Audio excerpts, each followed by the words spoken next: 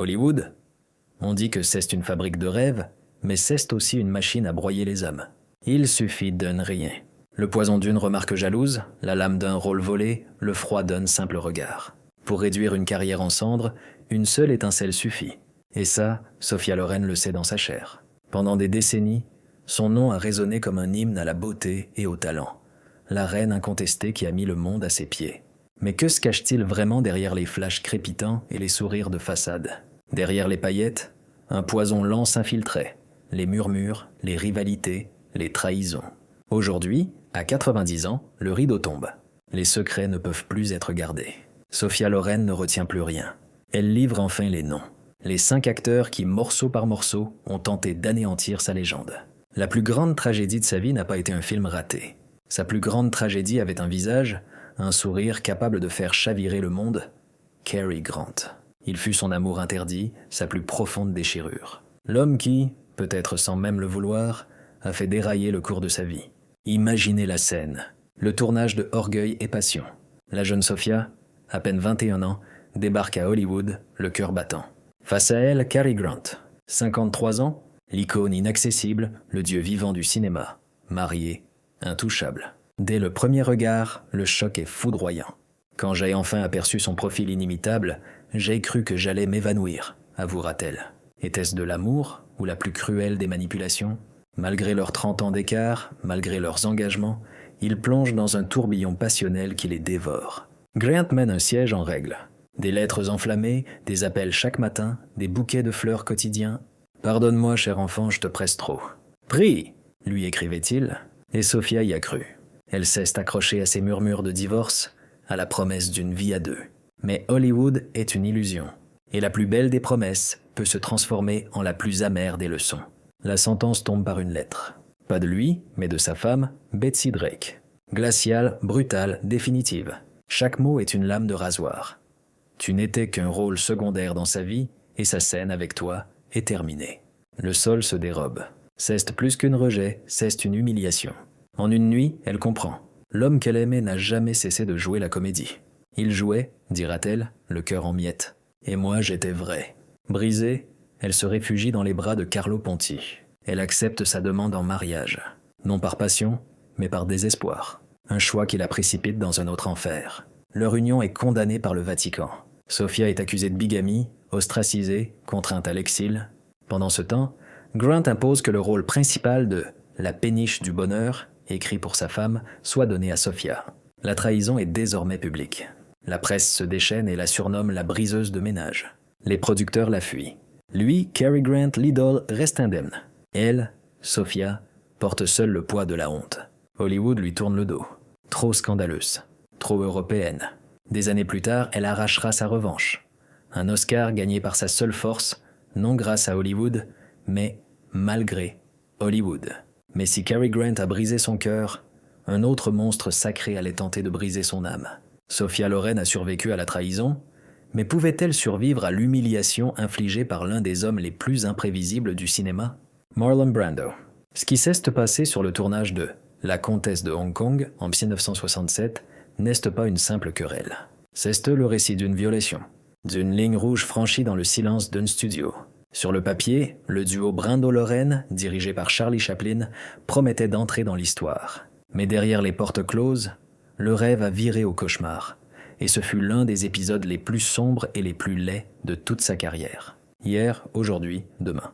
Ma vie. Ces mots, Sophia Loren les a écrits pour raconter l'instant où tout a basculé. Soudain, les mains de Marlon Brando se posent sur elle. Un geste, un instant, et tout bascule. Je me suis retournée calmement, écrit-elle. Le calme avant la tempête. Elle a soufflé sur son visage comme un chat caressé à rebrousse-poil avant de laisser tomber le couperet. N'ose jamais plus recommencer. Plus jamais. Les mots claquent sur le plateau comme du verre brisé. Le silence est assourdissant. Brando, l'intouchable, le dieu vivant, vient d'être publiquement humilié par sa partenaire. La riposte de Loren est foudroyante, intrépide. Elle le fixe, le pulvérise de son regard. Pour la première fois, le grand Brando paraît petit, désarmé, presque honteux. Il ne tentera plus rien. Mais le mal était fait. La violation n'était que le début. Leur relation professionnelle implose. Les scènes qui devaient brûler de tendresse exhalent désormais une froideur polaire. Brando, déjà connu pour son arrogance, devient un tyran. Même le grand Chaplin, exaspéré, le réprimande devant tous, réduisant la voix du monstre sacré à quelque chose de très petit, presque éteint. Pourtant, rien ne peut effacer la haine. Là où l'affiche promettait la passion, la caméra ne captait que 2 corps figés, des étreintes raides, des regards qui se fuyaient. À cette époque, se taire était une stratégie de survie pour une actrice. Lorraine a choisi le défi. Elle a tracé une ligne rouge devant tout le monde. Un acte d'un courage immense, mais aux conséquences terribles. Brando était un roi à Hollywood. Sa parole était loi. Bientôt, les murmures se transforment en poison. Sophia Loren est difficile. Les invitations se raréfient, les grands rôles lui échappent. Elle avait refusé de plier. Elle allait le payer cher. L'incident laissa une cicatrice à vie. Elle a gardé sa dignité, mais chaque scène avec lui était un rappel du mépris qu'elle avait subi. Mais la violence n'est pas toujours physique. Parfois, elle prend le visage du mépris, d'une haine silencieuse qui gèle un plateau de tournage. Charlton Heston, le prophète des 10 commandements, le guerrier de Ben-Hur. Face à lui, Sophia Loren, la déesse italienne. Sur le tournage du film épique, Le Cid, le monde attendait des étincelles. Il a eu une guerre ouverte, une guerre d'ego qui, selon Loren, a failli détruire sa carrière. Heston, auréolé de son Oscar, était la royauté d'Hollywood. Il était convaincu que ce film monumental, lui, appartenait. Mais c'était sans compter sur Sophia. Elle négocie un salaire colossal, supérieur au sien, dit-on. Elle exige des réécritures, plus de scènes romantiques, refusant d'être une simple épouse décorative. Pour Heston, dont l'orgueil était une forteresse, c'était insupportable. Il voyait son épopée guerrière transformée en mélodrame par les caprices de cette Italienne. L'animosité a empoisonné le plateau. Le glamour de Lorraine, ses retards, son perfectionnisme, tout l'agaçait. Il en est venu à exiger qu'une double le remplace dès que la caméra se tournait vers elle. Même les scènes d'amour étaient un supplice. Dans la séquence finale, au seuil de la mort, où leur amour devait transcender l'écran, Heston parvenait à peine à la regarder.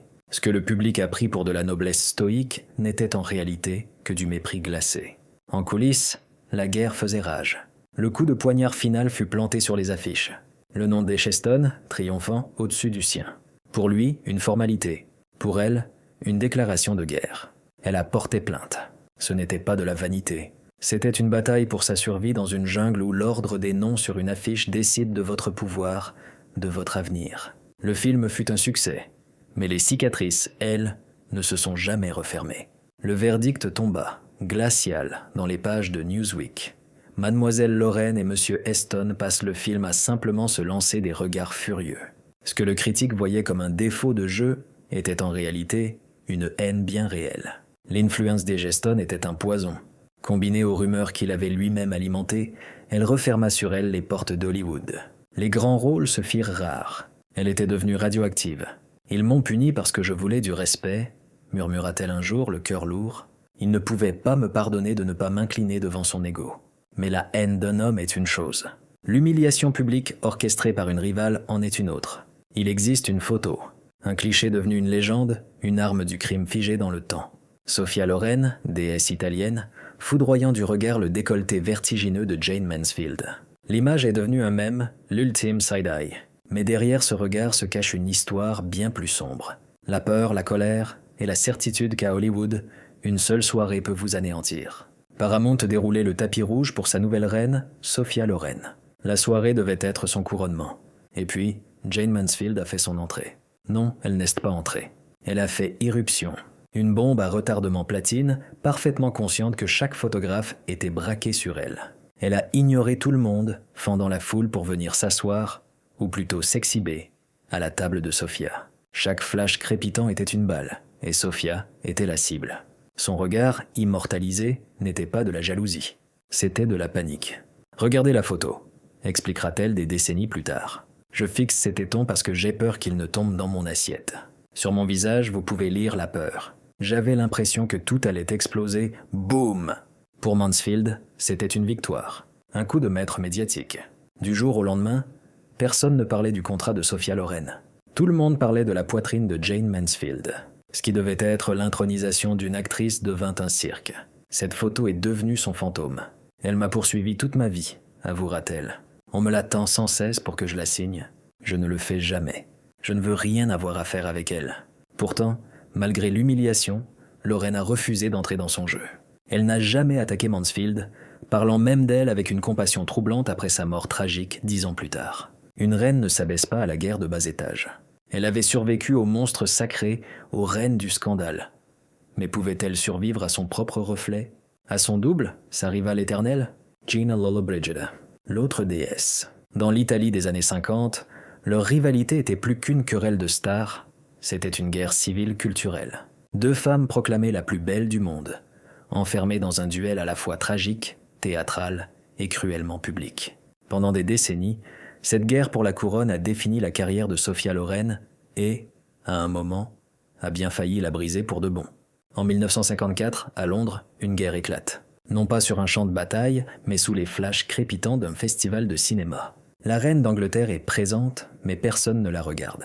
Tous les yeux sont rivés sur elle, Sophia Loren et Gina Lollobrigida. Loren, à peine 20 ans, débarque comme une tornade, vêtue d'une cape et d'une couronne, affamée de reconnaissance. Lollobrigida, son aînée, est déjà la reine, et son regard glacial semble hurler. Que fait cet enfant ici? Ce soir-là, un incendie s'allume. Un incendie qui va durer 50 ans.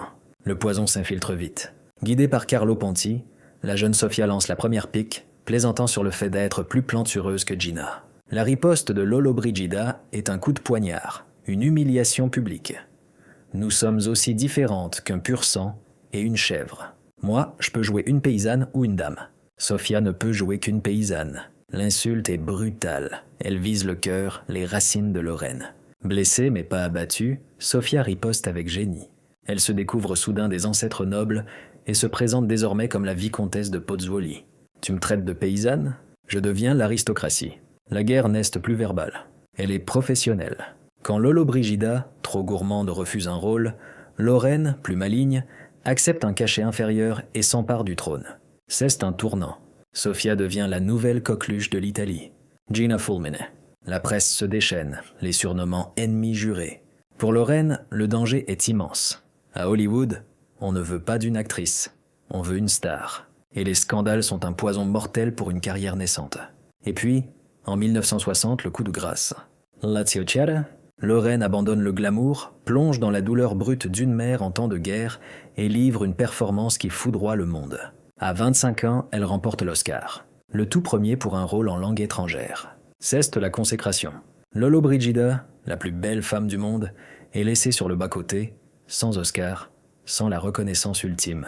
La bataille est terminée. Sophia est l'artiste. Gina reste la beauté déclinante.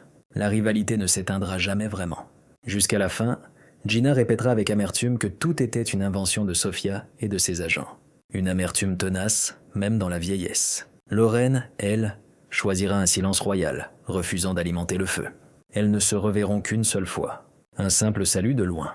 Il a fallu attendre la mort pour que la paix se fasse. En janvier 2023, Gina Lollobrigida s'éteint à 95 ans. Le monde attend la réaction de Sophia. Elle arrive surprenante, bouleversante. Hier, j'étais trop bouleversée.